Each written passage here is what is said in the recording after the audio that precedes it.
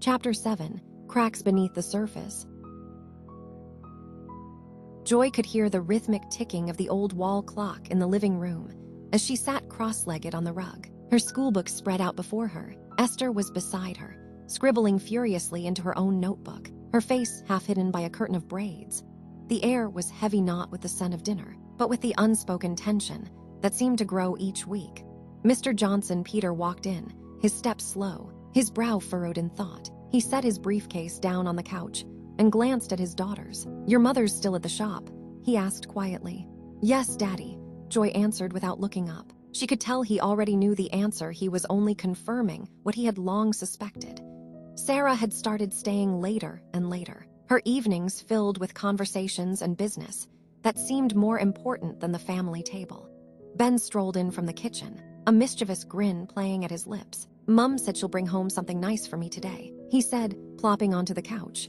"For you," Esther raised an eyebrow. "What about the rest of us?" Ben shrugged, flipping the TV on. "She didn't say for everyone. She just said for me."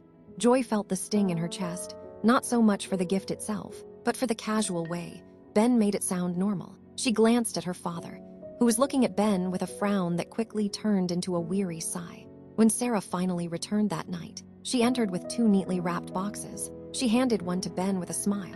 "This is for you. I saw it and thought of you immediately," she said warmly. "And the other one?" Samson asked from the doorway. "This," Sarah held up the second box. "It's for you too, Samson. You boys need to have nice things." Joy waited, her heart pounding, for her name to be called. But Sarah's hands were empty now. Esther, who had been watching closely, set her pen down and asked in a flat tone, "And us, did you think of us?" Sarah's smile faltered. "Girls, you have enough. And besides, your father takes care of you." The room went quiet. Joy's eyes burned, but she bit her lip.